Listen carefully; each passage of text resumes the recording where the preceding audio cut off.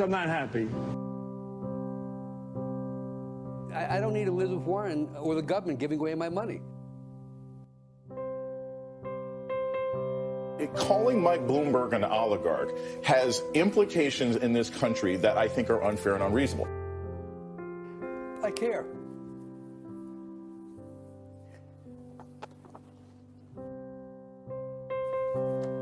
That's it.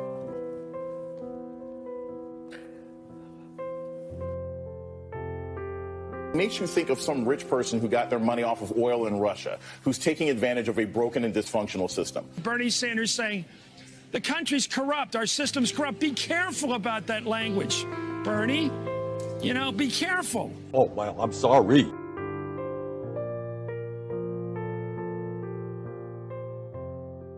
Now witness the firepower of this fully armed and operational battle station.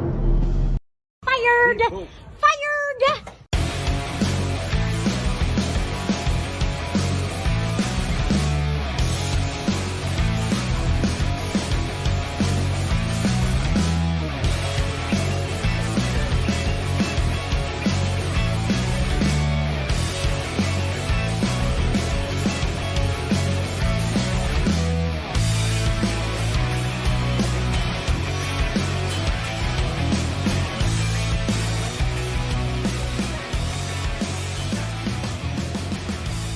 Around the nation, Waldorf Nation, what's up, everybody? It's Monday. It's another week. So, welcome to the show. All right. So, look, I'm a little late today. That's fine. That's fine. Blame it on the producer. Aren't you the producer? Yes, I am. But my producer said, which is me, that I was going to be on time today. But again, you have to know that the producer is also full of shit. So, just letting you know. Yeah, eventually, you know what? I'm going to have to talk to that guy, and it just might end up having to get him fired. Fired! Fired! Okay. Anyway, so, look, we got a show today. There's a lot of stuff to talk about. I was actually going through and, look, a lot of video clips today. Important stuff. We've got Republicans coming out against child support. Very strange stuff. Weirdo stuff Republicans are saying about abortion rights. Of course, we have Bank of America telling you to suck both of these nuts. I'm not kidding. They're hoping that you do terrible. And there's a reason why. We're going to talk about that. We have Gary Chambers Jr. fighting with James Carville. Oh, interesting. We have racist Karen. Let's do it. Fun, tough stuff. So let's... oh, if you haven't already, please like and share the stream. Very, very important that you do so. Again, it always helps us out. All right. The YouTuber known as Recordings Jeremy Hambley is a right-wing troll. Yeah, we know. Air Force Max. I know. I know. I think we're all aware of this, but, you know, those of you who are not, now you know. Jeremy Quivering, everybody. So, let's do it. Let's dive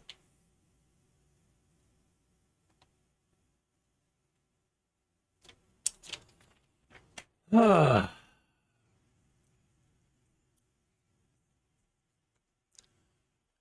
Michigan gubernatorial primary candidate Tudor Dixon recently made a ridiculous argument about why she thinks abortion should be banned. Now, this was during a meet and greet last week. She said that, you know what, we shouldn't have abortion because child predators, they love abortion, and they're going to use it to hide their crimes.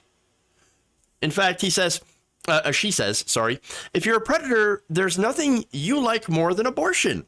And if you can get a girl an abortion without her parents knowing, you can keep hurting her. Okay, so now she then continued by saying, so we have to make sure we protect people from predators in this state. We cannot let this constitutional amendment be passed and give predators a chance to keep preying on young women. So that's interesting. Now, she's talking about, of course, a voter-led possible change to the Michigan Constitution that would codify the right for a woman to get an abortion. So for reproductive health care. Okay, that's what this is about. So now she says child predators, well, they like abortions because they can get rid of their crimes. So that's why we should force the victims of child predators to have and raise their rapist babies. Wait, what? So wait, forcing children to have children, because again, the majority of rape actually happens as a result of a family member or a close family friend. You're going to make the victims of those rapes have the children, raise the children, or I guess you could give, put them into really, really terrible foster care system. But that is somehow, making them do that is somehow protecting the children. What? This is one of the most brain dead arguments I've heard against reproductive rights. And believe me, I've heard a lot. Again, it doesn't really make any sense because at the end of the day, that child is still a victim. Forcing her to give birth and be a mother at that age, because again, we're talking about children here. She's talking about children here.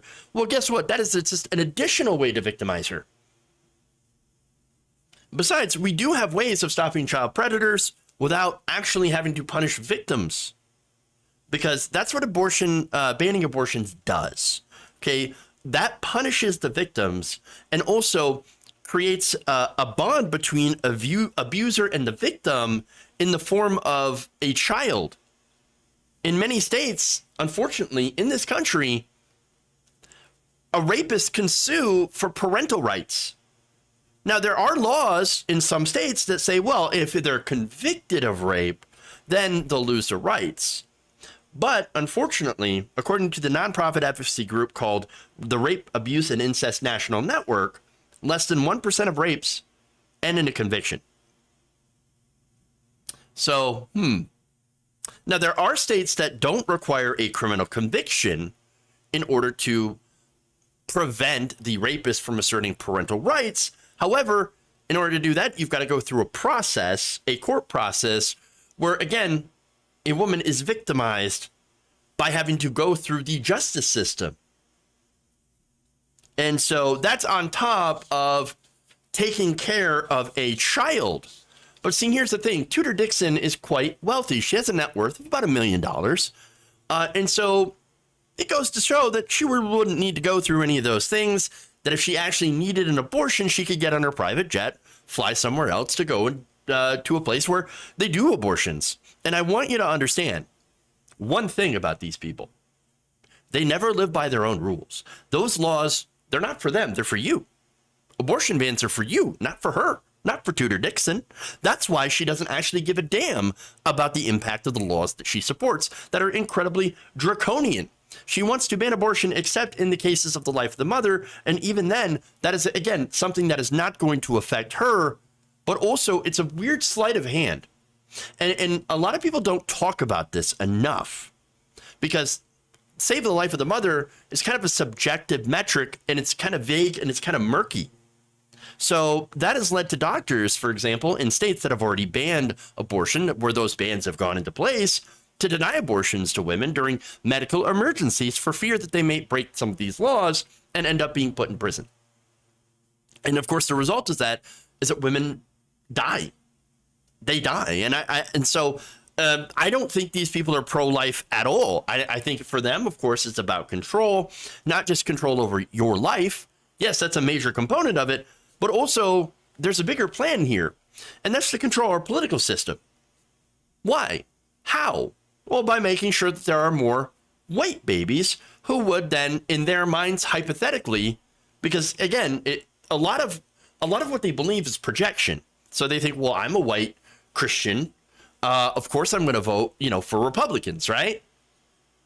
Well, they think that if we have all these kids, and then, of course, we don't educate them because we got education, we, make sure that, unions are banned, and we don't let the workers, rise up, and they don't learn about actual history, then they'll become brainless Republican voters just like us. Or for the politicians, those are the stupid people that keep us in power. So there's that. Now, let's go to the fact that Tudor Dixon has brought up predators before. And this is the new Republican argument. We're actually trying to stop child predators, by punishing women. In fact, earlier this month in the Guy Gordon show, Dixon argued that access to abortion pills would also allow child sexual abusers to hide their victims' pregnancies with little scrutiny. Quote, there are dangers with these things. We can't let traffickers or predators have these pills that hide that there is a child. So, well, obviously, if they're forced to carry a pregnancy, we will find them out. Yeah, of course, right? Except for, no, not really. There is this belief, this weird belief among conservative men, and Todd Aiken is a great example of this. They say that that rape does not actually cause a pregnancy. Now, that's ridiculous because we know that, yes, that absolutely does happen. But again, the belief on the right wing is that, no. See, if a woman is raped, her body can shut that whole pregnancy down. Back in the days that Republicans want to take us back to, they would argue that the act of getting pregnant means that she enjoyed the sex, and therefore, since she liked it, enjoyed it, and got pregnant from it, then that implies consent. It is ridiculous, but they believe it. They believe it. And by the way, they're also showing us that they do not view children as blessings or gifts. They instead view them as punishments for having sex, even if that sex is not consensual. It's a really disgusting, idiotic, nonsensical worldview that is mainly used for the one purpose of controlling other people.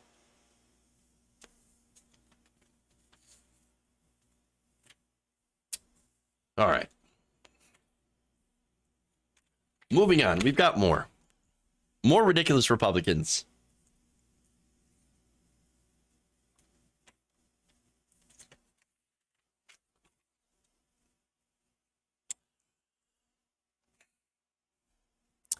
A Republican lawyer thinks that child support is a bad idea because it leads to more abortions. Now, this is divorce attorney Chris Pritt, who is the owner of Pritt Law. So this guy went through law. And it's really funny because I'm about to show you a video that's going to make you scratch your head. But he believes that because there are fathers that don't want to be involved in the lives of children, right? He believes that child support should be eliminated so that they will be forced to take care of their children. Let's hear it from him and see if he makes any sense. Who doesn't want to really be involved in the life at all, really. He knows that if she carries through the pregnancy, he's going to have possibly some sort of child support obligation. And so what he wants to do is he wants to, in a sense, encourage her to go and find a way to get an abortion, because he knows that if it's a certain individual, if he has any kind of familiarity with her, he knows that she might be of such a state of mind, she may be in such a vulnerable position that she decides it's not worth everything he's going to put me through to carry this pregnancy forward. It's going to be easier, it's going to be better for me to go and just terminate this life. And so what she does is she goes over to Virginia, she goes over to some other state where abortion is legal, and she goes and gets the abortion. Okay, wow, okay. Yeah, my face kind of said it all there, right? Word salad. Word salad. And I love this, okay. He says, if he has any kind of familiarity with her, he knows that she might be of such a state of mind. She must be in such a vulnerable position that it's not worth everything he's going to put me through to carry this pregnancy forward. If he has any kind of familiarity, what is he talking about? If you've got someone if you got someone pregnant, you would have some sort of familiarity with said person. It doesn't make any sense. It's word salad. What is going on? But okay, what I can glean from this is that, so because the father would not want to pay child support, he would encourage a woman to get an abortion. Okay, but so what if she doesn't want the baby? What about her thoughts? Does she matter at all? No. Oh, I'm sorry. No. He only cares about the man in this situation and him not wanting to pay child support. Apparently, the woman has no agency when it comes to Chris Pratt and are only influenced by men because you know how women are. They're so vulnerable in the state of their mind, and they're weak and emotional and can't make their own decisions, and they're always influenced by other men. Yes, that's what it is. No, that's ridiculous. For one, it's incredibly sexist, but also, again, not true. Plenty of women actually do make the choice to get abortions, have absolutely no regrets on this. If anything, society places so much pressure on women to become mothers and to have those children. And some, look, they just don't want to. Others shouldn't. And so women who make that choice, a lot of them say, I don't regret it at all. In fact, others are saying, that actually saved my life. Having an abortion saved my life and made me the person I am today. And now, I have a family, I have a career, whatever, and I'm happy with my life, but I wouldn't have been on that track had I not been able to get that abortion. So that makes a lot of sense. But let me go to the point that the conversation is missing here. It's not our business. If a woman gets an abortion, that's not my business. It's her body. She has the sole right up until the moment of viability. Now, you might say, oh, but what if the man wants it? Well, then I think he should have gotten into a relationship with a woman who wants a family, or he should have used condoms, or he should have gotten a vasectomy. Just because you're in a relationship with someone doesn't mean that you should have control over their body. That's not how it works. Not only does he disparage women as weak and emotional, but also, and easily influenced, but also he disparages men. I mean, look, men, if you're going to paint them all as lazy and selfish, deadbeat dads not wanting to take care of their kids, and by the way, we know who that guy is referring to. When they say, oh, the guys that don't want to pay child support, you know those guys, generally, they mean black people. So, it's West Virginia, dog whistles, etc.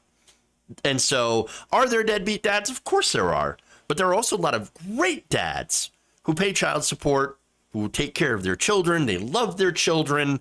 Even though maybe the relationship with the mother didn't work out, they still, in their separate ways, take care of those kids and love those kids. Using the few deadbeats that exist as a reason to eliminate the right of women's bodily autonomy is just both ridiculous and cruel.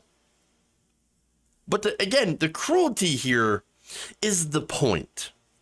Now, one last thing. And I there's one little part of that video that was left, but I'm just going to tell you.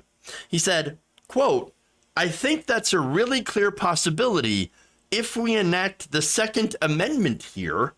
I don't want to be doing anything that is encouraging thugs to go and get an abortion. Yes, that was at the end of that video. Really? Oh, Second Amendment. What is he talking about? What is this? If we enact the Second Amendment here, where? This is an abortion debate. What is this? Are you going to talk about shooting people? Who are you going to shoot? The women getting abortions? Again, he called the women thugs. Thugs. He says, I don't want to be doing anything that is encouraging thugs to go and get an abortion. I guess he wants to shoot women who are thugs to prevent them from getting abortions, but this man somehow is pro-life. Pro-life. Everybody. No. What's really pro-life is having women have bodily autonomy.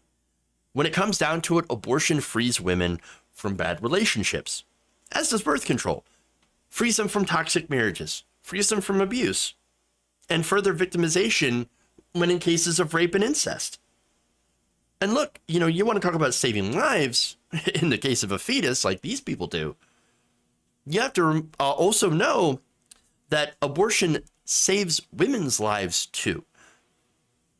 And I think, I don't know, maybe I'm a minority here, but I think women's lives matter. Yeah. I know, controversial. Shocking. How dare you? Okay.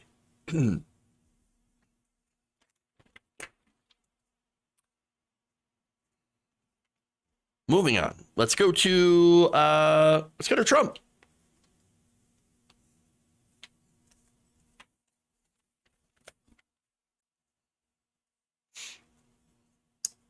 All right.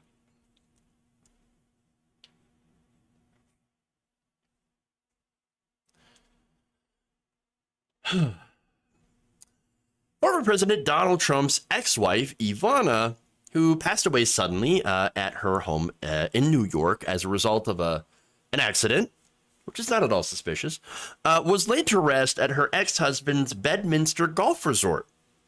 Her grave apparently lies in the first hole of the course. So, hole number one for wife number one. So look, let's take a look. Okay, there's some images here. So that's her plot. Okay, all right. So let's get a different image in here. So look, that seems a bit Spartan for somebody who was married to an alleged billionaire.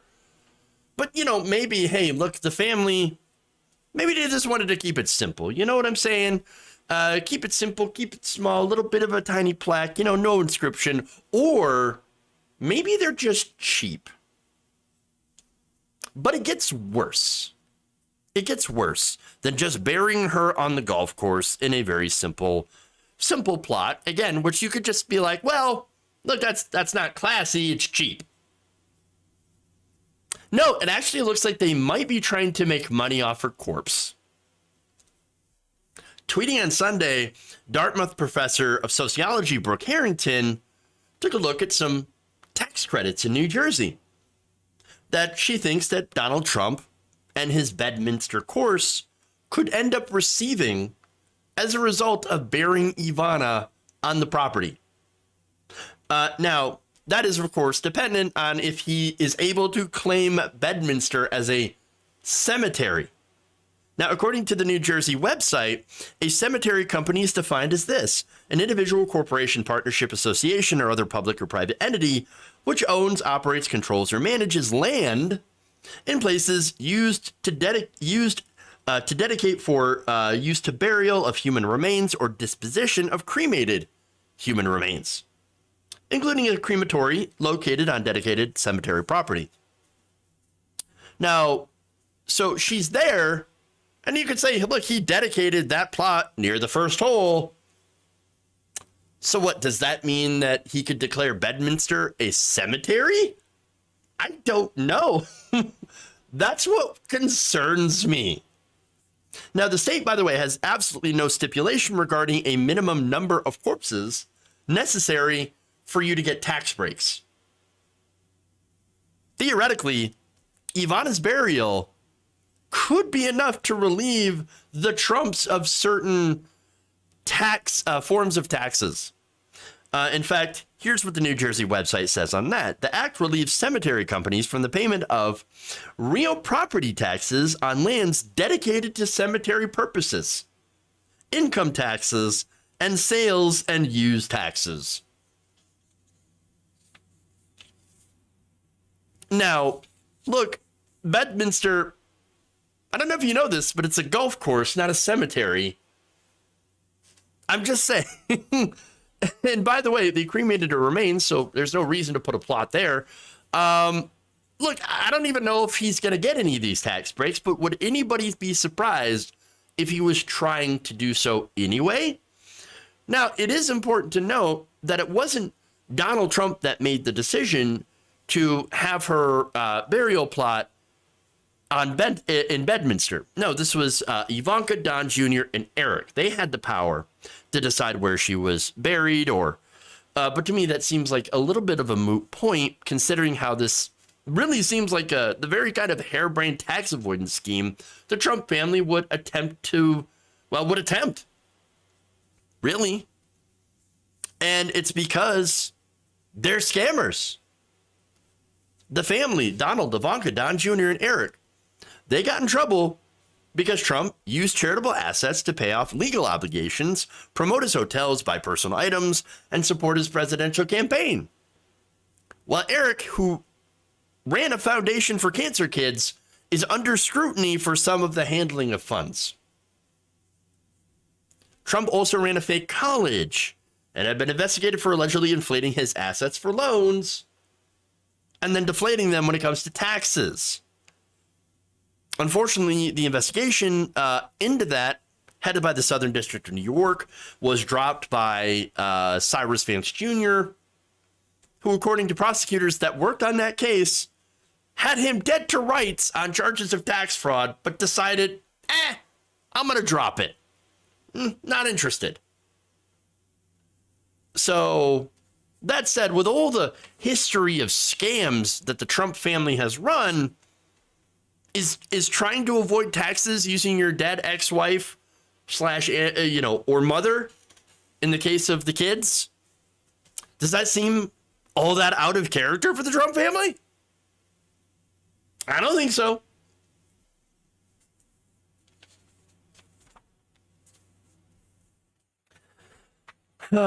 All right.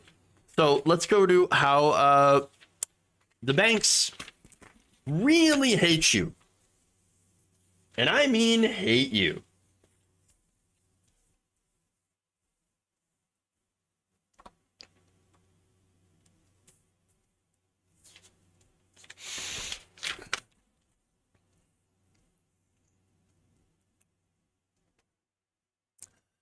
A leaked private memo from an executive at Bank of America, which has been obtained by The Intercept, shows how much they despise the average American worker actually having choices in the economy, I know, and how they prefer it when the economy is rigged for the rich and corporations.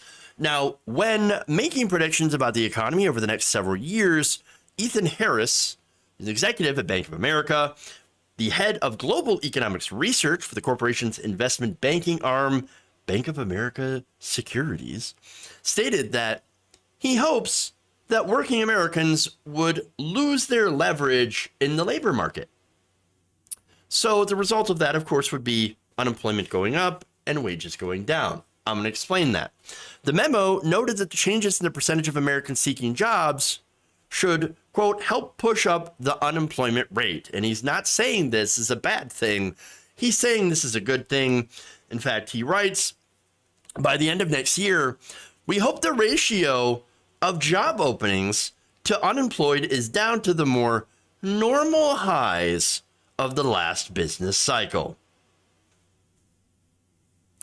So let me explain this. What the memo calls the ratio of job openings to the unemployed is basically calculated the other way around. They've taken that and they've flipped it. So now that's the ratio of unemployed people to job openings. The more widely used ratio, the one that he had flipped on his head, offers one measurement of the balance of power between workers and employers. So now, considering how he's working for Bank of America, he's going to say his perspective is that of an employer, right? And so when he sees more job openings, and high employment, he's like, well, to us, that doesn't look good because that means we actually have to, raise our wages or, all that stuff. And we don't like to do that. I don't want to pay our workers more. I don't want to offer good benefits. No, I want to treat workers like dirt, like slaves, and pay them almost nothing. So now the lower this number, Ken Klippenstein explains in the piece, the more options unemployed people have when searching for work and the greater opportunities employed people have to switch jobs with better pay and conditions. According to the Bureau of Labor Statistics, this ratio in May stood at 0.5, meaning that there were 2 job openings per 1 unemployed person, meaning, of course, that they had choices. Now, that has an impact of pushing up wages by allowing those workers to be more choosy, and that forces employers to have to compete for workers by offering higher pay, benefits, more flexible in some cases, or more stable hours in other cases. Now, another thing that workers have been pushing for, that companies have been loath to do, but since the labor market is very pro-worker, or has been, is remote work. A lot of workers are like, well, I'd rather do remote work, and if you don't want to do remote work, then I'm going to leave. I'm going to go somewhere else that allows me to work from home, because it turns out going into the office when I don't need to do a job is stupid, and it wastes time, it wastes gas, and so I'm not interested in doing it. These companies are like, no, not only do we want more control, but also we're renting all this office space, and that's expensive. We got to use it. So now, Ken Klippenstein and Schwartz also note that this recent unusual moment of worker leverage, and they point out that this is a result of the COVID pandemic, the lockdowns, not because of the $1,400 stimulus checks, but just the fact that a lot of people left the labor force. I mean, you had a lot of people that ended up dying, over 1 million Americans. And then, of course, you had people who decided to retire, people who don't want to get back into the workforce yet because of the cost of childcare. It's just, better for some people to stay at home and take care of the kids than to pay the astronomical amounts that we do have in childcare costs in this country. So now that worker leverage that was created by this situation, this once in a, lifetime plague, right, has made Bank of America quite nervous. They say that the tighter labor market has created wage pressures that are going to be very hard to reverse. Quote, while there may have been some one-off increases in some pockets of the labor market, the upward pressure extends to virtually every industry, income, and skill level. And to them, of course, that's the most horrendous thing that could happen. Oh no, higher wages for workers. Oh no, we actually have to pay people more. Boo-hoo. We want to go back to the days where we could pay you next to nothing and treat you like crap because you had nowhere to go. I remember those days. I want to go back to those days. Pepperidge Farm remembers. You know what? I also remember those days. I remember when the banks crashed the economy back in 2008. I remember the recession. I remember trying to find work during that recession. I remember the huge amounts of foreclosures of homes. I remember the job losses. I remember the complete financial destruction of an entire generation. My generation. We still make less than our parents did, yet are far more educated, but have more and more debt. We remember when we were told, hey, you're lucky to have that minimum wage job that treats you like crap and doesn't pay you anything. And you know what? The only reason that you guys don't have a house is because you're drinking too many lattes and eating too much avocado toast. Stop eating the toast. All while big banks, Bank of America included, got huge bailouts from Bush and Obama and are now super profitable. This memo from Bank of America comes amid a push by the Federal Reserve to try to cool down the economy. Oh, we're going to fight inflation by raising interest rates, which isn't going to do anything to actually help lower, grocery or gas prices. No. All this is going to do is it's going to push wages down. It's going to push unemployment up. That's it. And now they say, the Federal Reserve and a lot of these, pundits on CNBC and Fox News, Fox Business, they're saying, look, the reason that we have inflation is just because high wages. Wages are just too high. They're too high. That's not true, though. the reason that we have so much inflation is because we have corporate greed. Yes, there is a huge contribution, of course, to the pandemic, to supply chain issues, but the majority of the inflation is actually just because of price gouging. They've taken, yes, their increased costs and not only passed it on to the consumer, but also heaped more increases on top of it and said, what? No, we're just doing, it's inflation. What are you going to do? What are you going to do? All these companies have posted record profits while they're saying we had to raise our prices. No, you didn't. Look, these banks, of course, unfortunately, they work on the Fed. You have a lot of these former bankers that sit on the board of the Federal Reserve, and they've increased interest rates, which is causing us to slide into a recession. And now the recession, look, it's not going to solve inflation, again, because the inflation that we see is not caused by workers making too much money or people getting a $1,400 check. No, it's because all the wealth is at the top and corporations are reaping massive profits by price gouging us. Look, all this is going to do is going to hurt workers. It's going to make unemployment skyrocket. It's going to drive down wages. It's going to force people into poverty and unemployment. And that's exactly what they want. Now, the thing is, the stupid thing here, and there's a lot of stupid, is that it's actually terrible for businesses. Because businesses, corporations are focused on short-term profits, meaning that they're not going to care until it's too late, until people no longer have the money to buy their stuff. And then they'll cry about workers, Gen Z, not buying enough houses or diamonds. Or, oh, I can't believe they're not going to Applebee's anymore. Oh, my God. But don't worry. When they fail, they'll get a bailout. But we won't. Because we never get a bailout.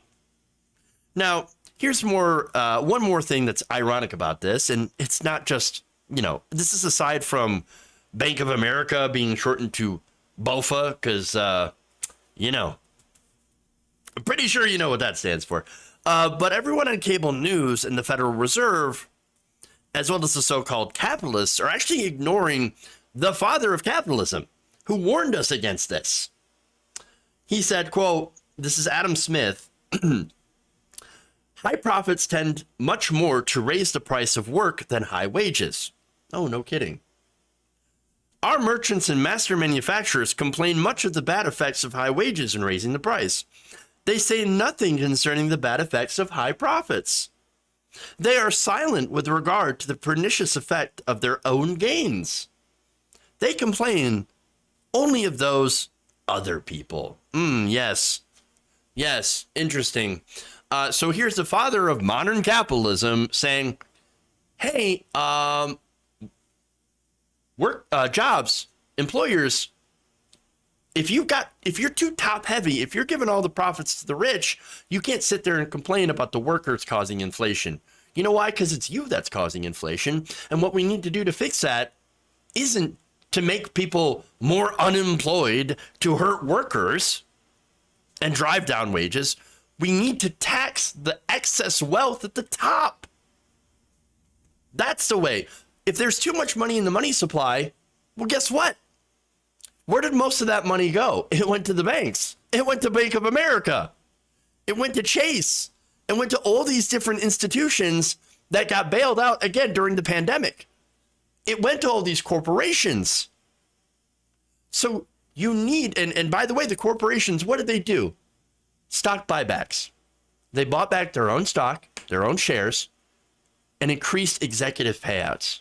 That's what they did with the money. That's why all of these bills that were passed bipartisan in Congress that were, that had, yes, some good things in them, like the stimulus checks, the unemployment benefits, but they were filled with massive amounts of corporate welfare. And that is what inflated the money supply. And so you have all of these corporations that are making record profits, all these billionaires that have made record amounts of compensation that are not getting taxed. There's your inflation right there. But they're never worried about the inflation at the top. They're always worried about when the worker has too much power. And that's the problem. And same for the new CHIPS bill. Absolutely. The CHIPS bill is another massive giveaway to corporations that are massively profitable. So again, let me give you an example of how much their profits have gone up. After-tax corporate profits stood at 8.1% of the economy at the beginning of 2020, but has since shot up to as high as 11.8% of GDP. In an economy the size of the United States, that is an increase equal to more than $700 billion in profits per year. These higher corporate profits are the cause of over half of the recent price increases. It ain't wages that are the problem. It is greed. In fact, Dean Baker, senior economist at the Center for Economic and Policy Research, told The Intercept in an email this, quote, "If you did see continually accelerating wage growth, it could be a problem. That would almost certainly mean a wage price spiral with ever higher inflation. However, nominal wage growth has slowed sharply from around 6% annual rate to just about 4% in recent months. So, Bank of America wants the Fed to raise rates and unemployment to attack a problem that doesn't exist in the world." Yes, but it's going to make them a lot of money if they do that. They're going to save a lot of money by not paying workers. Look, there it is. It's straight from the horse's mouth. Big banks and corporations don't want you to have any labor power. They don't want labor to have any sort of leverage. And they want you to just shut up, bow down, and take what they're giving you. Which, by the way, if it's up to them, ain't much.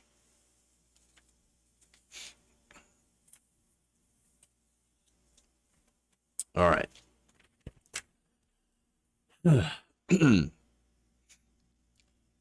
Let's go to James Carville.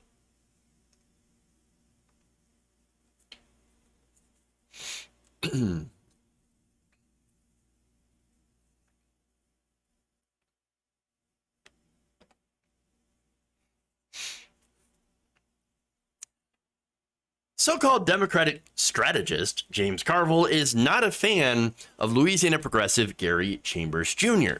Now, Chambers Jr.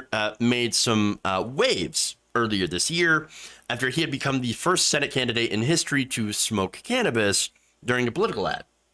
Ballsy. While also criticizing prohibition, because that's the whole point of the ad.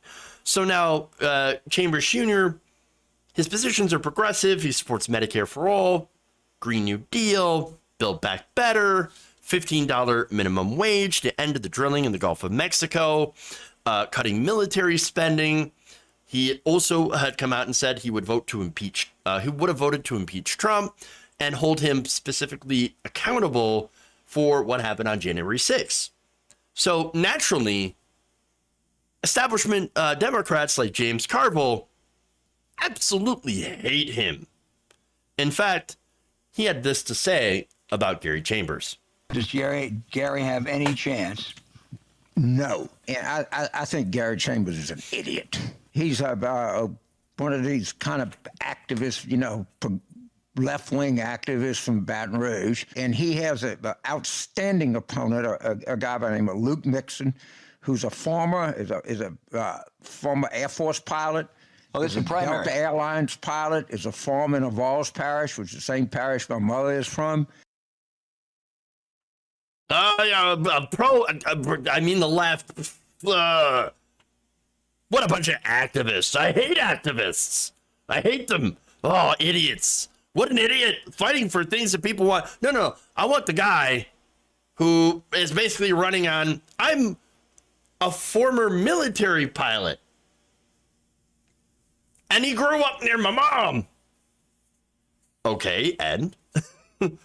Again, he hates people that actually fight for things that working people want. Does he ever read the polls? I don't think he does.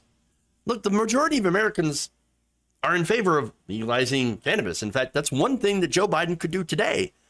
Or he could at least take marijuana off the scheduled list of drugs. You know what that would do? That would make a lot of people really, really happy. And he could go, and he could do this unilaterally, by the way. Not only that, but again, the vast majority of Americans also want to raise the minimum wage, support Medicare for all, and again, support Build Back Better. You know who doesn't support Build Back Better? His opponent, Luke Mixon. And I'm talking about Gary Chambers' opponent. You know, the one that James Carville says is an amazing, amazing guy. What a great guy. Yeah, he said that he couldn't actually support the incredibly popular $3.5 trillion version of Build Back Better. He would have voted against it, he said, had he had the opportunity to take that vote. That's a Senate seat. We're not talking about a House seat. We're talking about a Senate seat where, you know, they wouldn't have voted with the Democrats' proposal for $3.5 trillion. Again, the incredibly important bill, very popular bill. So look, that version of Build Back Better had childcare, had paid leave in it, allowed Medicare to negotiate prescription drugs with pharmaceutical companies. It had the child tax credit, had all of these incredibly very popular positions, policy positions that were in it. But no, can't do that. But James Carville is so incredibly disconnected from what voters actually want. How is he a Democratic strategist? How? He's a loser. He supports losers. He's not right about anything. The guy also thinks that, Democrats, you're too woke. Joe Manchin, he said that Joe Manchin tanking Biden's agenda, which is not enough for progressives. That's supposed to be the Biden agenda. So-called moderate, right? Oh no, he thinks that Joe Manchin tanking that bill was good for the party because, the Democrats, they were going too left. They're too far left. This is also a guy who couldn't figure out why Kyrsten Sinema would tank Biden's agenda. Oh, she must be a Arizona, maverick like John McCain. No, I got news for you. Kyrsten Sinema got paid to tank Biden's agenda. Her donors told her what to do. And she said, yes, sir, I'm going to do exactly what you want me to do. She's paid for by Big Pharma. And he thinks, no, she's a maverick. She's a maverick. No, she's following the money. She wants to get paid. All of these people in Congress, they want to get paid. No, if anybody's the idiot here, it's James Carville, whose brain is still stuck in 1992. Ridiculous. That said, I'm going to go to Gary's response because, yeah, he wasn't going to let this go, being called an idiot by James Carville. In fact, here he is responding. So there have been white Democrats, very few, but some who have felt that a black man defending himself against James Carville, disrespecting somebody who has done work in the state that he's born in, is wrong. But it sounds like old school Democrats, Dixiecrats. There have been white Democrats who have said to me, Carville talks like that. Well, we shouldn't allow people to talk to black leaders like that. And when a black leader defends themselves, you tell us we wrong. You got the wrong one if you think you're going to talk to me crazy and I'm just going to take you because I'm running for office. That type of foolishness is how we ended up with Trump. We took passive-aggressive disrespect from white Democrats and we take it from Republicans. I ain't the one, James. Play with somebody else here. Oh, damn. I love it. Now, he also tweeted this video out on Twitter and said that Carville sounds a lot like old Dixiecrats in Louisiana, and said that people like Carville only support black candidates when there is no viable white option. They also call you names when their arguments against you are weak. It is pretty funny, right? When white Democrats will only support black candidates that want zero change. It's almost just like, They hate anybody who actually wants to make things better, not just for the black community, which, again, is super important that they actually fight for the black community, who has gotten absolutely nothing under Biden, by the way. Did you get voting rights? No? Did you get end of gerrymandering or anything like that? No, you got worse. Things got worse. Things got even more difficult to vote. More voter suppression. And look, they also fight against people who are trying to make things better for everyone, economically.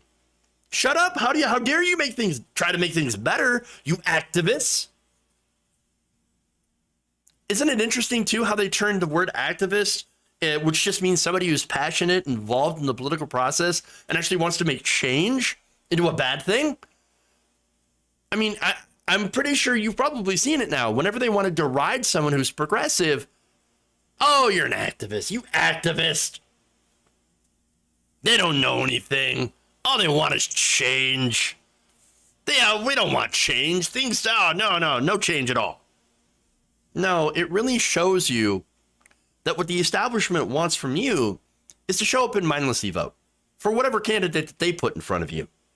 Instead of getting involved in your community, organizing your workplace, and yes, getting involved and voting for progressives in primaries. They just want you to show up on election day and vote for whatever corporate goon they have already chosen for you, and don't you dare ask for more. Just be a good little vote blue no matter who person. That's who Carville is. That's what they want. Now, I believe in primaries. I believe in running the progressive candidate. I believe in fighting for change. And thankfully, so does Gary Chambers. And so does other progressives. And we need to continue to fight for that. Okay.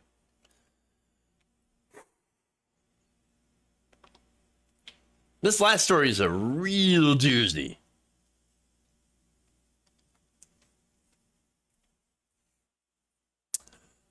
We're just completely changing gears now because we have a Karen story.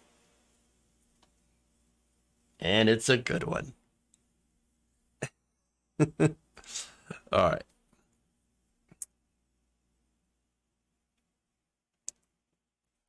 A Washington State woman recently uploaded a video to her Instagram, I believe, and she's also on TikTok, calls herself an influencer, and she put this video up of her dropping an F slur and telling a Home Depot employee to go back to his country.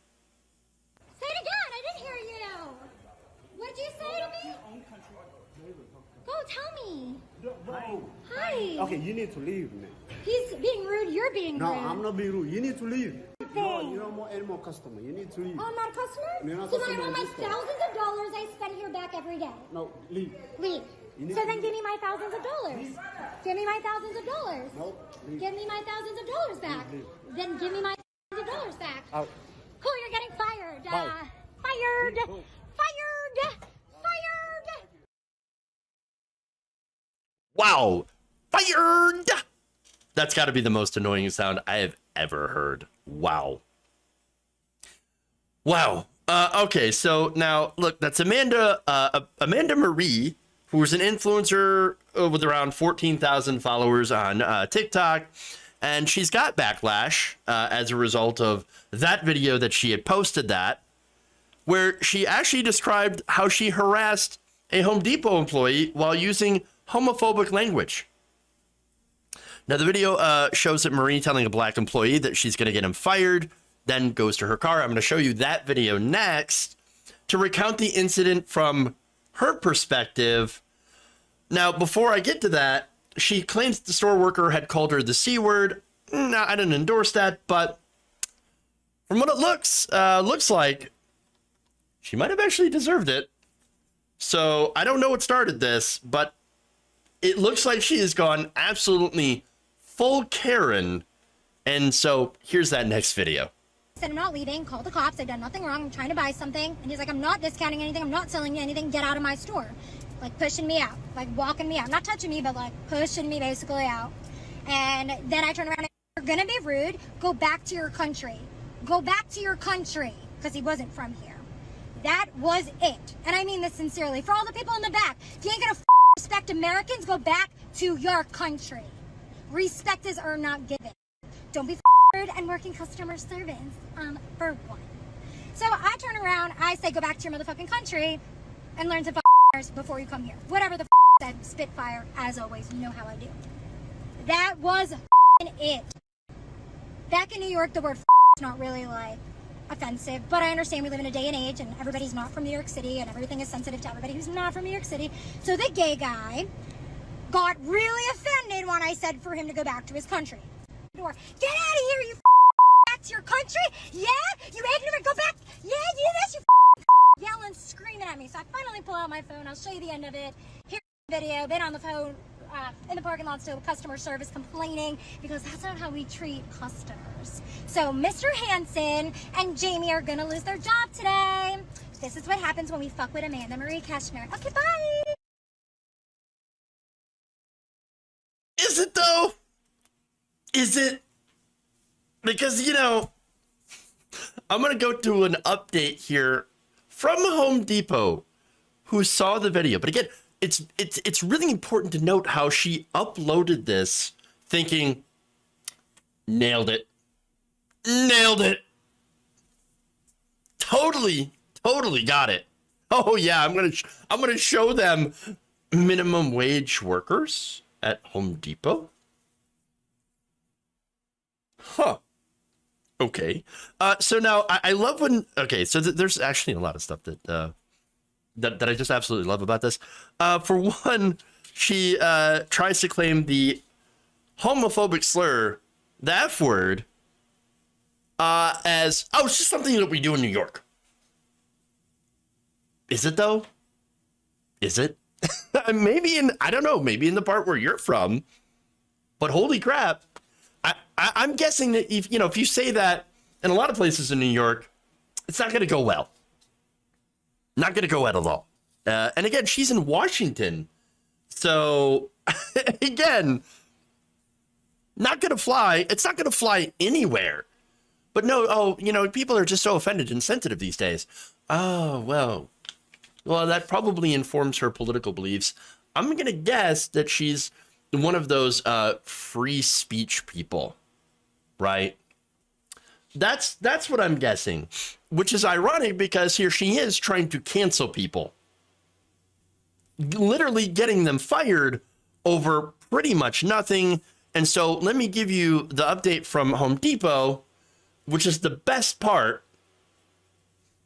Thank you for helping bring this to our attention. After looking into this, our associates were not fired, and they should never have been put in this position.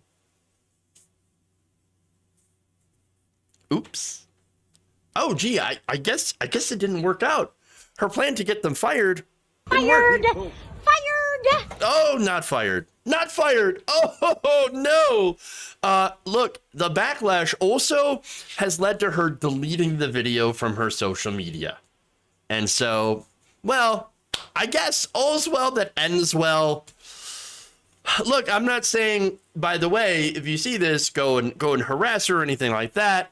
I'm just saying that these people, they do exist, and every once in a while, they will upload something so cringy, so disastrous, that, well, they're forced to go back and delete.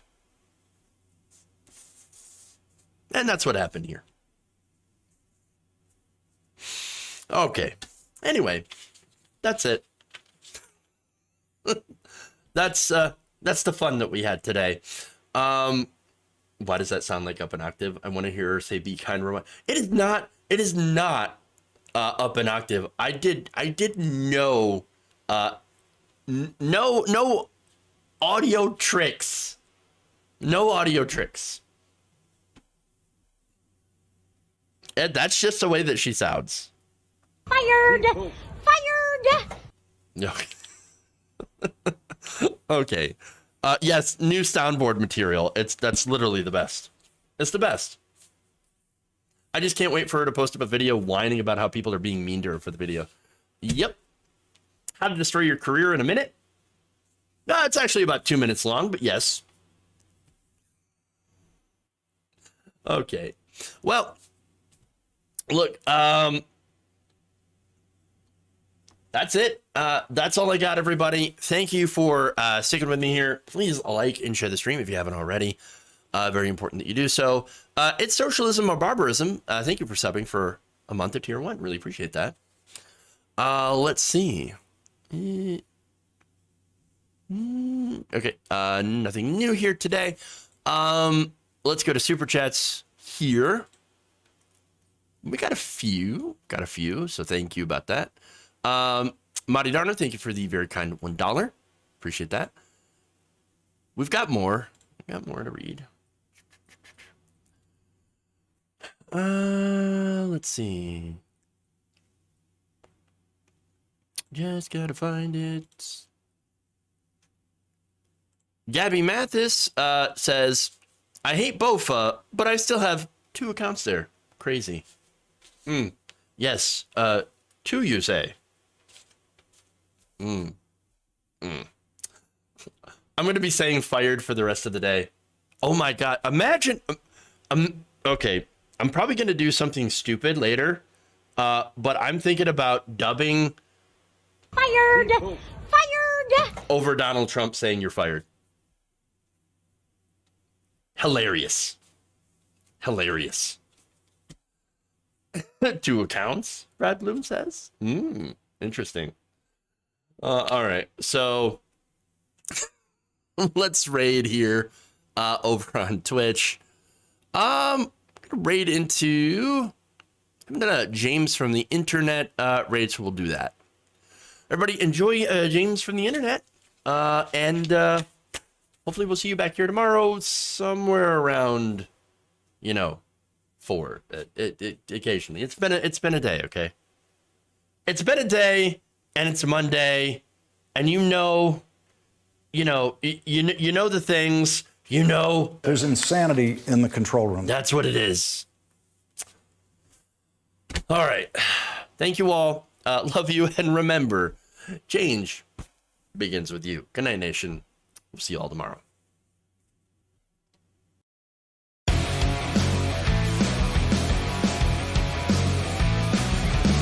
It's not a salami sandwich. It's a viable baby in the womb. Bullshit. It's the devil, okay? Disappointed!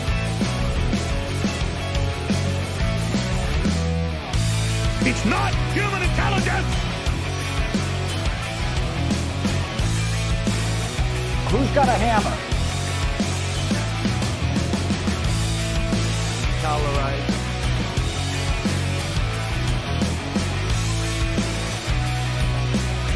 Obama. You're kicking me out the door. You're kicking me out the door. Up yours, woke moralists. We'll see who cancels who.